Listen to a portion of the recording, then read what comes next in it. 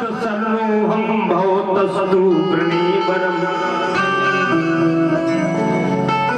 प्रहलाद जी ने कहा, भगवान ने कहा कि मांगो, तो प्रहलाद जी ने कहा कि ये वरदान दे दीजिए कि आज से मेरा मांगना बंद हो जाए, मैं किसी के सामने हाथ ना फैलाऊंगा। भरत जी महाराज जिस समय राम जी को मनाने के लिए जा रहे थे तो त्रिवेणी में गंगा मैया को प्रणाम किया। भरत जी के ऊपर गंगा मैया प्रसन्न हो गई, तो भरत जी से गंगा मैया ने कहा कि वरदान मांगो। तो भरत जी ने कहा क्या क्या नहीं चाहिए वरदान जी। भरत जी ने सबसे पहले ये गंगा मैया के सामने रखा, क्या क्या नहीं चाहिए। गंगा मैया ने कहा वरदान मांगो, तो भरत जी कहते हैं सबसे पहले क्या क्या नहीं चाहिए। मैया मैं आपको ये बताता हूँ क्या नहीं चाहिए। बोले अर्थ न धर्म न काम रुचि,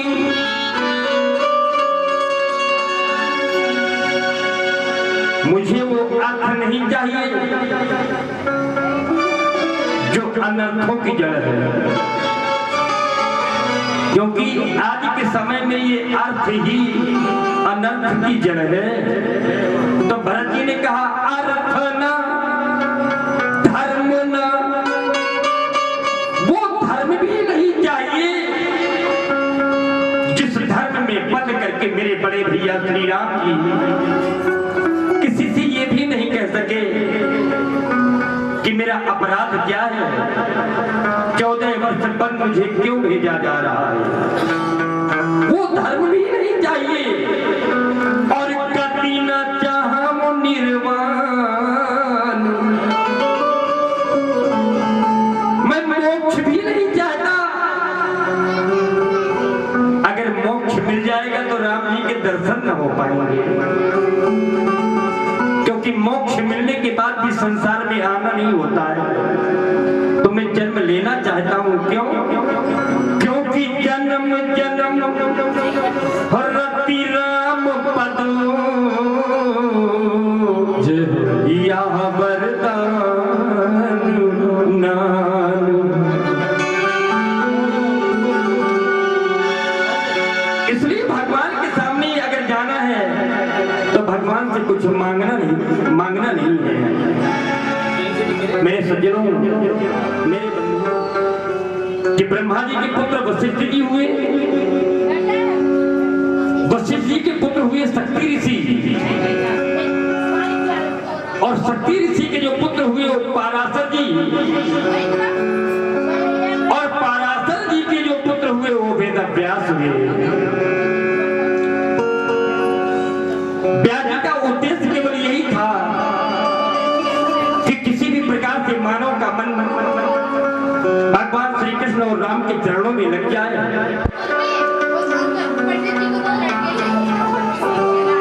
अलकनंदा नदी के किनारे व्यास जी का आश्रम है।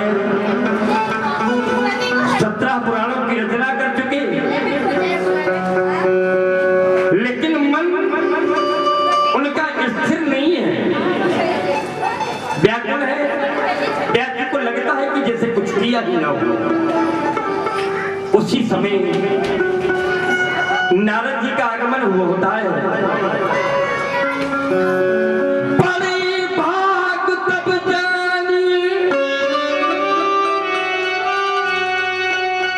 जब मिलने आवी संत,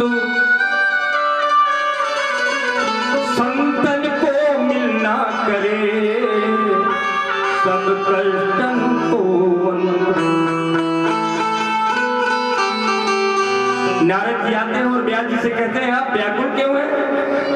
तो व्यास जी कहते हैं 17 पुराण लिख डाले, महाभारत जैसा विशाल ग्रंथ भी मैंने लिखा है, लेकिन अभी भी लगता है जिससे मैंने कुछ किया ही नहीं है। तो नारद जी कहते हैं, अपने पूर्व जन्म की कथा सुनाते हैं और कहते हैं मैं एक दासी पुत्र था, दासी पुत्र से ब्रह्मर्षि नारद बना, ये केवल संतों की कृपा है,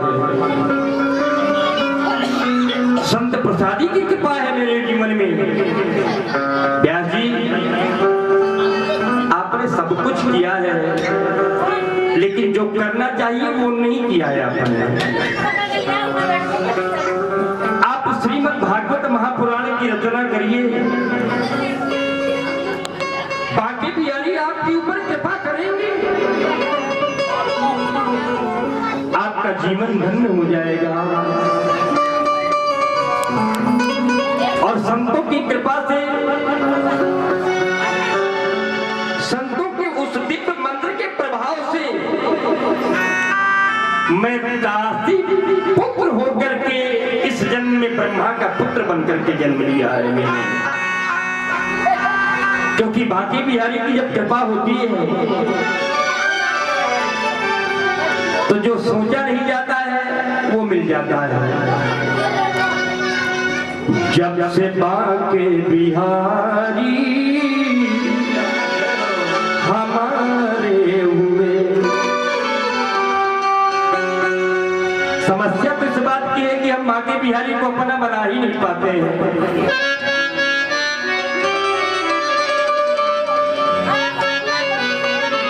और जिस दिन से बाकी बिहारी को हम अपने बनाना प्रारंभ कर देंगे, उनकी चरण में जाना, उनकी शरण में जाना प्रारंभ कर देंगे, विश्वास करिए उसी दिन से समस्याएं आपकी घटना प्रारंभ हो जाएंगी। हम बना ही नहीं पाते, केवल दिखावा करते हैं। और मेरे भगवान कहते हैं, मेरे बाके बिहारी कहते हैं कि तुम्हारा दिखावा मुझे अच्छा नहीं लगता, अगर मानना है तो मन से मानो। जब से बाके बिहारी हमारे हुए,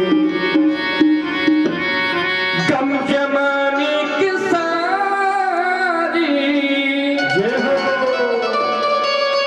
वो किनारी हुए। जब से बाके बिहारी हमारे हुए, जब से बाके बिहारी हमारे हुए, जब से बाके बिहारी हमारे हुए।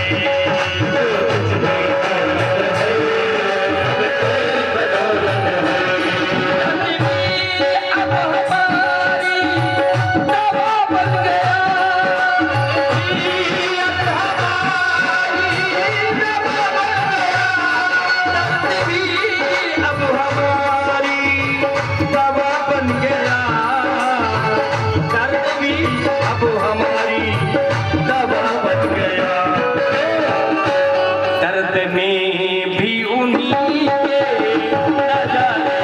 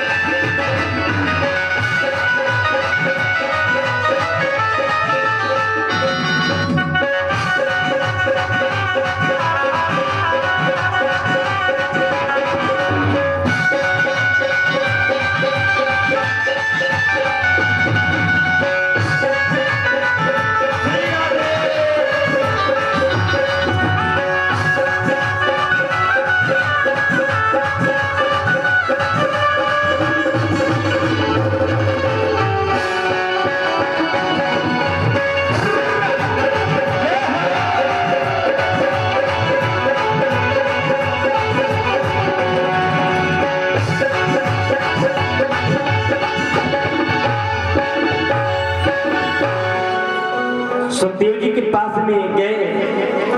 सुखदेव जी ध्यानावस्था में बैठे हैं तो जाकर के आधा मंत्र पढ़ने लगे। क्या पढ़ने लगे? बरहा पीरम नटवर बपू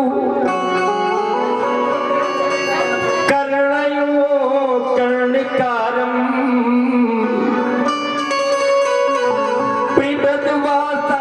कनक कपि संवेजंती जामाला। सुखदेव जी ने नेत्र खोल दिए और कहने लगे और सुनाओ ना, और सुनाओ, आगे सुनाओ।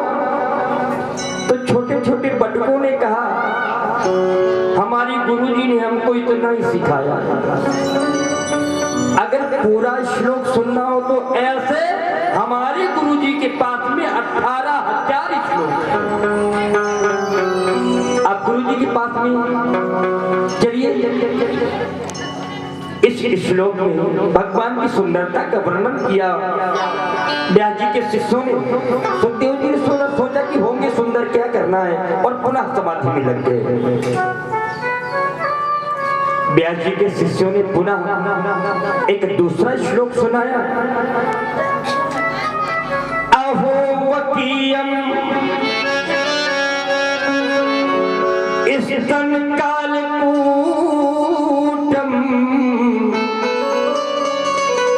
यदाप आए जिघास या पाए यदाप साध्वी लेभे गतिम धातृजिताम ततोनयम कमवा दयालु शरणम ब्रजेम। देखिए तो भगवान की भक्त वात्सलता को, कितने भक्त वत्सल है मेरे दयालु, मेरे बांके बिहारी। अहो वकीयम स्तन कालकूटम, जो पूतना भगवान को जहर पिलाने के लिए आई,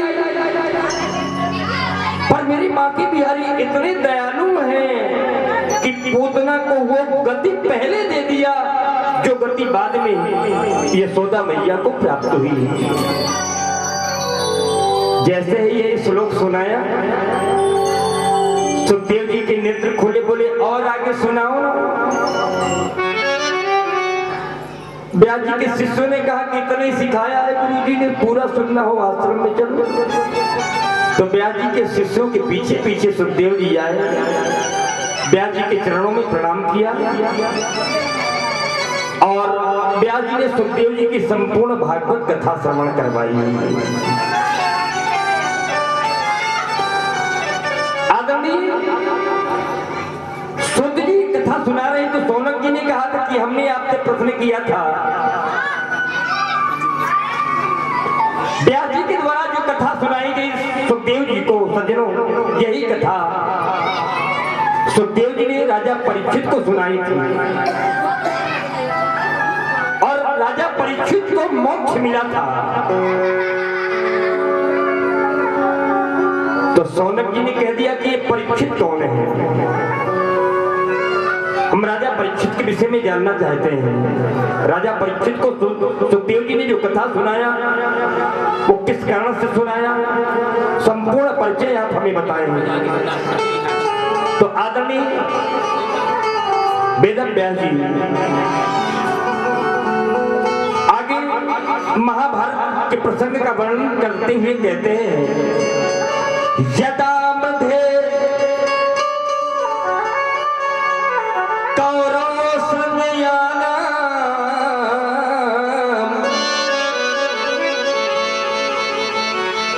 यदा मृदे कौरव संजयानाम धीरे स्वथो वीर गतिम गतेषु प्रकोदरा पित गदाम विमर्शि भग्नोरुदंडे धृतराष्ट्र पुत्रे।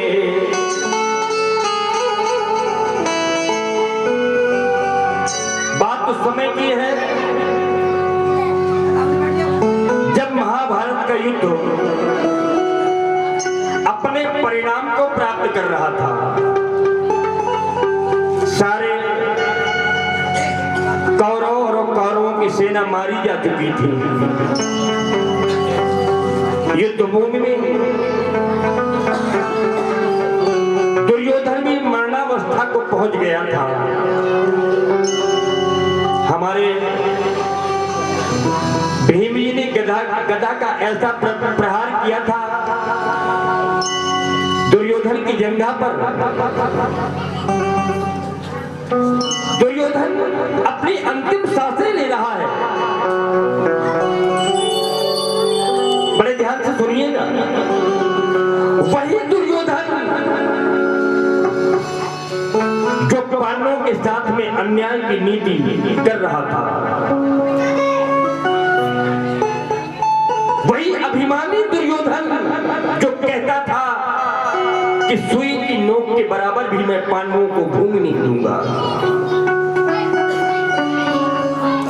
लेकिन अभिमान ज्यादा दिन तक किसी का होकर के नहीं रहता।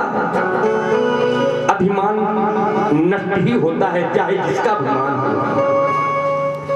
अहम की अकड़ ज्यादा चल नहीं सकती। मृत्यु की घड़ी कभी टल नहीं सकती। लूट कर दौलत चाहे जितनी जमा कर लो, लेकिन पाप की कमाई कभी फल नहीं सकती। दुर्योधन बहुत बड़ा अहंकारी था, जिसका अहम नष्ट हो गया। कुरुक्षेत्र में धरती में पड़ा करा रहा है कि उसी समय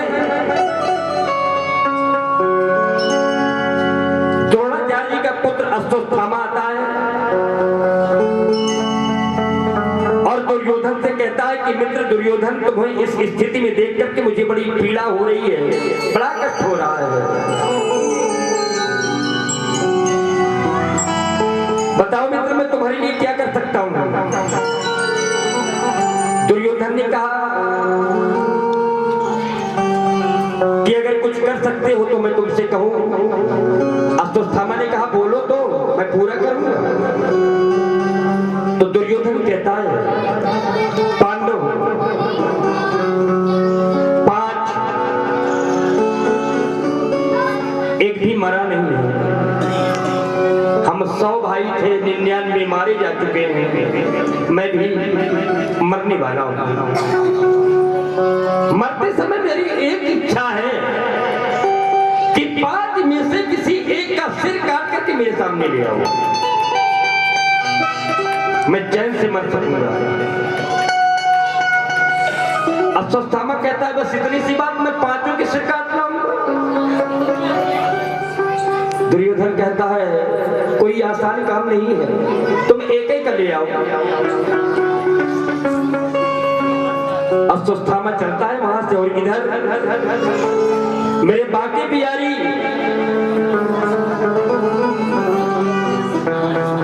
पांडवों से कहते हैं कि मेरे सोइए, मेरे साथ चलिए। क्यों ऐसा कहते हैं? ऐसा इसलिए कहते हैं कि क्या को राखे साइया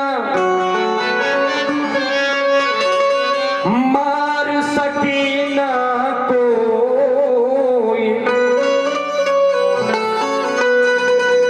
पाल न पाका कर सके जो जग तेरी होए। पांडवों को लेकर के वहां से चले जाते हैं। इधर अश्वत्थामा आता है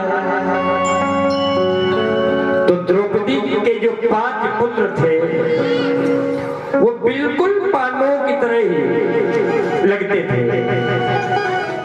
अश्वत्थामा को लगता है कि ये पांडव ही है, तो द्रौपदी के 5 पुत्रों के सिर काट करके ले जाता है दुर्योधन के पास। दुर्योधन जब देखता है तो कहता है कि मैंने तुमसे पांडवों के सिर मंगाए थे, मैंने कहा था एक पांडव का किसी का सिर काट करके ले आना, लेकिन तुम तो द्रौपदी के 5 पुत्रों के सिर काट करके ले आए हो। अरे ये तुमने क्या किया? यही पुत्र तो द्रौपदी के थे जो हमारे वंश का आगे वंश की वृद्धि करते, तुमने तो हमारा वंश ही समाप्त कर दिया। इसी पीड़ा में दुर्योधन अपने प्राण त्याग देता है।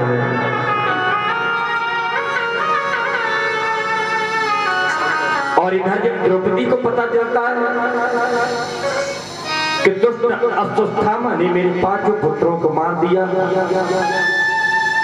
तो आप कल्पना करिए जिस मां का एक पुत्र अगर मृत्यु को प्राप्त हो जाता है तो वो मां किस प्रकार से व्याकुल होती है। द्रौपदी के तो 5 पुत्रों को मार डाला था अश्वत्थामा ने।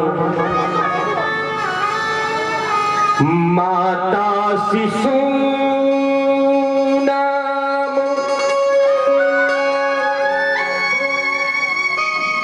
निधनम सुता नाम निशम घोरम परितप्यमाना। द्रौपदी पछाड़ खा करके गिर जाती है। क्या बिगाड़ा था मेरे पुत्रों ने?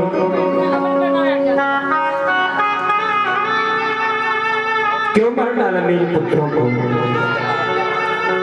सज्जनों, कोई उस मां से जाकर के पूछे, मेरे भाई बहन, कोई उस मां से जाकर के पूछे जिस मां का पुत्र इस संसार में ना रहा हो। लेकिन एक बात मैं बताऊं, जाने वाला कभी फिर वापस नहीं आता है। चाहे जितना रोगा वो, चाहे जितना अश्रु बहावो, पर इस दुनिया के मेले में कभी बिछड़ा मीत नहीं मिलता।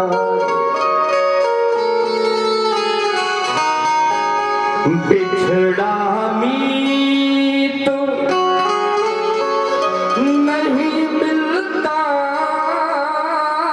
है, बिछड़ा मीत नहीं।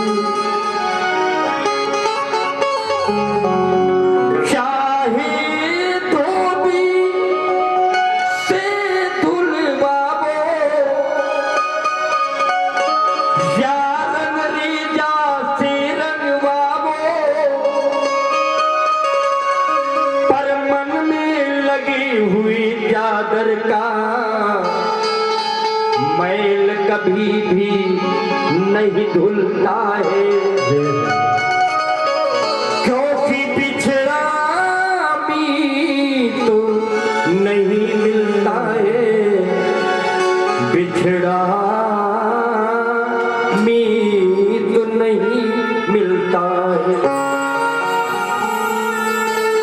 द्रौपदी विलाप कर रही है। अर्जुन आते ही कहते हैं द्रौपदी शांत हो जाओ, जिसने भी हमारे पुत्र का वध किया है मैं पकड़ करके लाता हूं उसे, और जो तुम्हारा मन हो वो दंड देना। अर्जुन रथ में बैठते हैं और मेरे बाके बिहारी मेरे कन्हैया रथ को हाँकते हैं। आगे आगे अश्वत्थामा भगा हुआ चला जा रहा है, पीछे पीछे अर्जुन रथ में है। अश्वत्थामा को ये लगता है कि आज मैं बचूंगा नहीं, अर्जुन मुझे छोड़ेगा नहीं, तो ब्रह्मास्त्र का प्रयोग कर देता है, ब्रह्मास्त्र चला देता है। अर्जुन जब देखता है कि ब्रह्मास्त्र का प्रयोग कर दिया अश्वत्थामा ने, तो मेरे कन्हैया से कहते हैं कन्हैया अब मैं क्या करूं? भगवान ने कहा कांटा से कांटा निकाला जाता है, लोहा से लोहा कटता है। अर्जुन समझ गए कि भगवान क्या कहना चाहते हैं। अर्जुन ने भी ब्रह्मास्त्र का प्रयोग कर दिया, दोनों ब्रह्मास्त्र आपस में टकराए और शांत होकर के गिर पड़े। अर्जुन जाकर के अश्वत्थामा को पकड़ लेते हैं और उसे बांध देते हैं और रथ के पीछे खींचते हुए राजमहल में लेकर के आते हैं, जहां द्रौपदी विलाप कर रही होती है। अर्जुन कहते हैं देवी द्रौपदी तुम्हारे पुत्रों का हत्यारा यही है अश्वत्थामा, जो मन में आए वो दंड दो। लेकिन सज्जनों द्रौपदी वो एक ऐसी भारत की देवी कि जानते हैं उस समय द्रौपदी ने क्या कहा? उस समय द्रौपदी ने कहा मुझताम मुझताम में असो, मुझताम मुझताम, छोड़ दीजिए इसको, क्योंकि ब्राह्मणों नितराम गुरु, ब्राह्मण हमारे गुरु हैं, छोड़ दीजिए। मेरे 5 पुत्र मर गए हैं, तो मेरे कम से कम 5 पति जीवित हैं, लेकिन ये गुरु माता का पुत्र है, गुरुदेव का पुत्र है, और गुरुदेव द्रोणाचार्य संसार में नहीं है। गुरु माता गौतमी विधवा हो चुकी है, उनका यही एकमात्र सहारा है। अगर इसका भी वध कर दिया जाएगा तो गुरु माता गौतमी किसके सहारे रहेंगी? इसलिए छोड़ दीजिए मुझताम मुझताम में। अर्जुन कहते हैं बड़े भैया युधिष्ठिर से कि क्या किया जाए? बड़े भैया आप बताइए क्या करना है इसका दुष्ट का? तो युधिष्ठिर जी कहते हैं जैसा धर्म में लिखा हो, जैसा नीति कहती हो अर्जुन वो करो। अर्जुन भीम से कहते हैं भीम भैया क्या करना चाहिए? तो भीम कहते हैं अर्जुन अगर तू छोड़ देगा तो मैं मार डालूंगा इसको बचना नहीं चाहिए। नकुल सहदेव कहने लगे भीम भैया ठीक कह रहे हैं, लेकिन जिस समय निर्णय मेरे बाके बिहारी के पास में पहुंचा तो मेरे बाके बिहारी कहने लगे ब्रह्म बंधुर्नहंतप्यो आतताई बधारणा।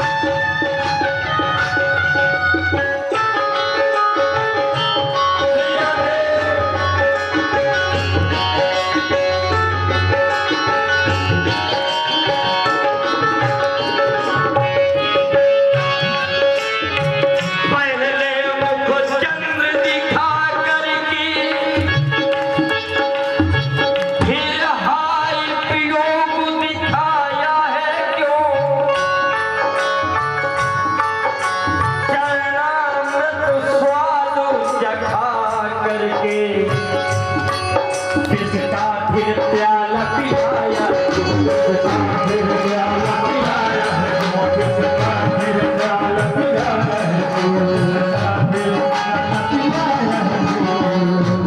बस एक ही बार हंसा करके इस भांति सदैव रुलाया है जो, मन में जब मोह नहीं रखते, मनमोहन नाम धराया है, मनमोहन नाम धराया है, मनमोहन नाम धराया है, मनमोहन नाम धराया है, मनमोहन नाम धराया है, मनमोहन नाम धराया है। टपकते हैं आँखों से, टपकते हैं आँखों से आंसू हमारे, तू आजा कहाँ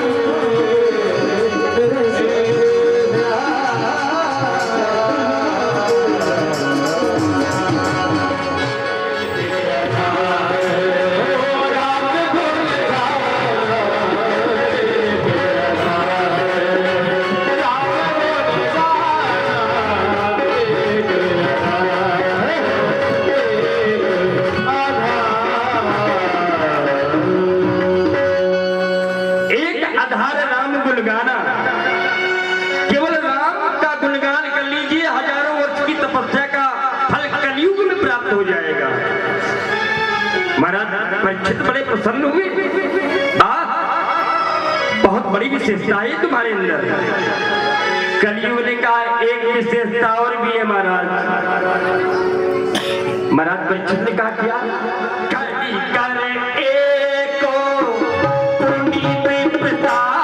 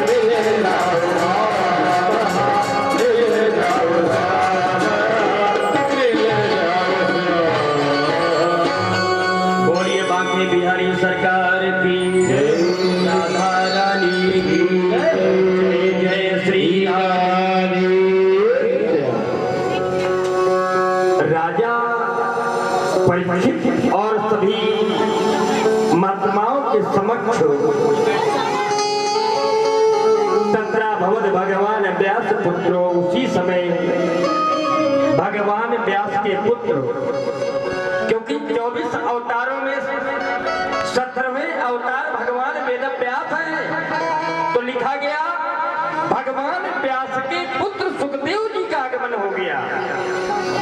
या फिर ये कहते कि राजा परीक्षित के जीवन में मोक्ष प्रदान करने के लिए स्वयं भगवान तत्राभवक भगवान व्यास पुत्र के रूप में स्वयं भगवान परीक्षित को मोक्ष देने के लिए उपस्थित हो गए। बोलिए सुखदेव जी महाराज जय हो, जय हो। हाँ भाई, राजा परीक्षित सुखदेव जी का पूजन कर रहे हैं और सभी लोग जो भी सुनाने वाले कथा सुनाने वाले